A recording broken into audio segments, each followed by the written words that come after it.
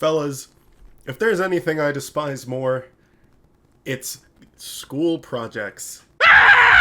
The reason I say this is because, as a college student myself, I've gone through my fair share of assignments and projects that I've needed to get done every semester. But when it comes to group projects, that's the one thing I never want to have to go through again. Count a time back in the day when just science fair projects, presentations, and class projects were just as simple as everyone doing their fair share of work. But now, when you get to your secondary set of education, all of that just gets thrown out the window, and you're expected to do all of the work all of the time. I can remember one instance of this happening, because it happened fairly recently in a semester I just finished. That's right, ladies and gentlemen. In my spring semester, I was subjected to this torture called group projects. It was like the university itself violated the Geneva Convention, committed all the war crimes on that list, and subjected us to waterboarding. Always by the book. That's my vibe.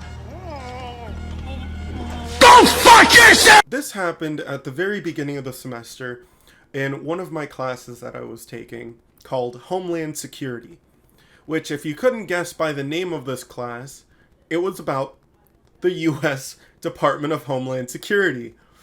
And in this class, our professor, super chill guy, I have the utmost respect for, best professor, 10 out of 10, deserves all the awards. For this class, he had a list of the entire class roster in alphabetical order, and he would have, different groupings paired together for each agency in the Department of Homeland Security.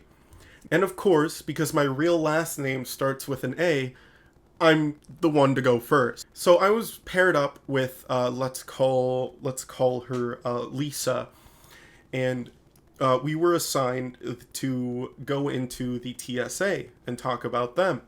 Now, there's two different versions of the TSA.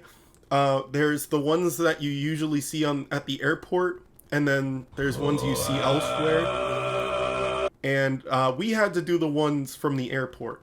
After class, we exchanged information. We exchanged contact info is what I mean to say. Later on that day, I get a message from her saying, "Hey, what are you planning to do for the project?" And I reply with, "I was going to go on the TSA website and use the info from there to put on the PowerPoint." And then she replies with the most unusual of replies that you wouldn't expect from someone you're working on the same project with. And she says, "Cool, I'll do exactly that." And I sit here like, what?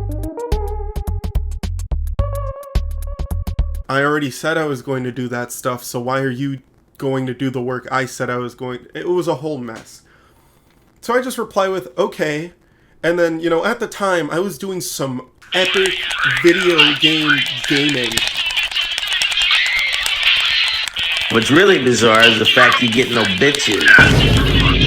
This was such an absurd text that I received that I had to pause. I had to literally pause an online game. And so what ended up happening next was I was like, you know what? I'm gonna do my part myself right now so that she doesn't mess anything up. So I spent a grueling 6 minutes and 8 seconds on this project. I worked so hard putting in all of the information we needed in order to succeed in this brutal, atrocious project we had to go through. And I did it. I finished my side of the work in the nick of time. And, out of respect, usually you put on your name like the very beginning of the slide or like the PowerPoint. And, I was like, you know what? I'm just going to not do that. Because, we're the first couple of people in there. We're not going to submit this into any, submission portal or anything. It should be fine. Then the next day when we go to class,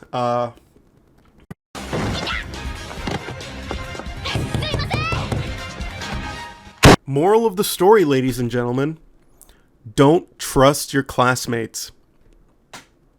In college. Yeah.